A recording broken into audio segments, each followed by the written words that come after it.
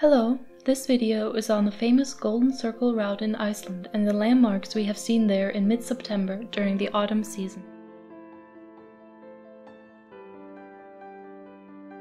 I will be going over our itinerary in order of what we saw. While this road trip is quite popular and touristy, there are some quiet and less known places along the way.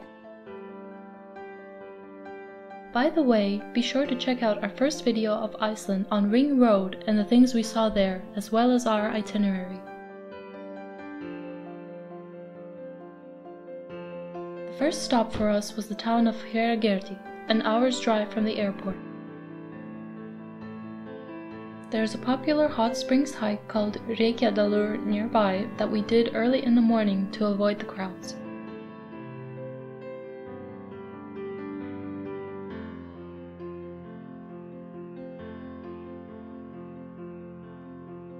While there were quite a few people in the springs and on the hike, the sights were worth it, and the hot springs were a nice reward.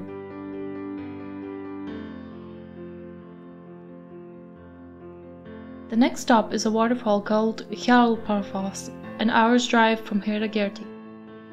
This waterfall was one of the least popular ones that we encountered in Iceland, and it was extremely beautiful with the autumn foliage on the plants. While this waterfall adds some extra road hours being farther away from other attractions, the reward of very few people is worth it. Afterwards, we drove to Faxafoss waterfall, a very wide, interesting waterfall. Keep in mind that unless you plan on hiking or filming for a while in these places, all of these stops will be quite short. The scenery from the car is also great between these attractions. Near Faxafoss is another famous area called Haukadalur Valley, and this place is packed with people, but there are interesting geysers to see.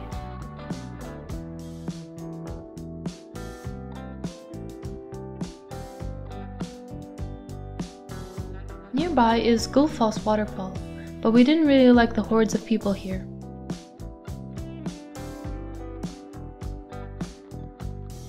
We drove to and stayed overnight in a guest house in Laugarvatn, and there are hot springs here as well.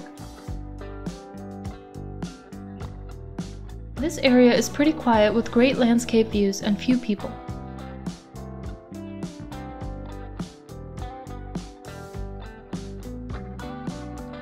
There is a forest with a hiking trail in the town, which looked beautiful with the autumn foliage. Next, we drove to Thingvellir National Park, a very popular area, especially on the trails to see the Continental Divide and Hjalparfoss waterfall.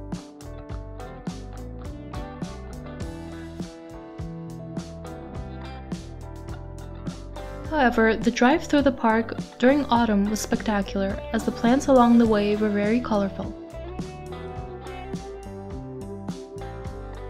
Close to the national park area is Thorufoss waterfall, a neat waterfall that can be seen by a very short walk from the road.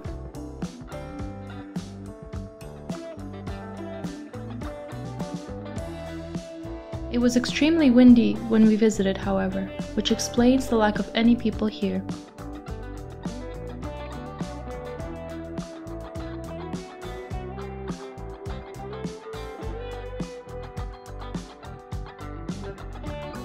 I've never experienced wind as powerful as I did there in my life. When driving away, we saw some sheep huddled together enduring the wind. What a rough life.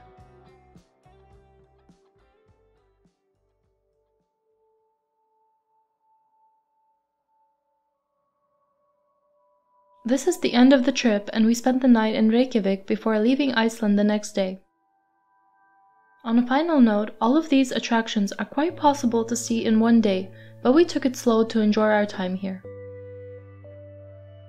Thank you for watching. If you enjoyed this video, please leave a like and subscribe for more. Have a great day.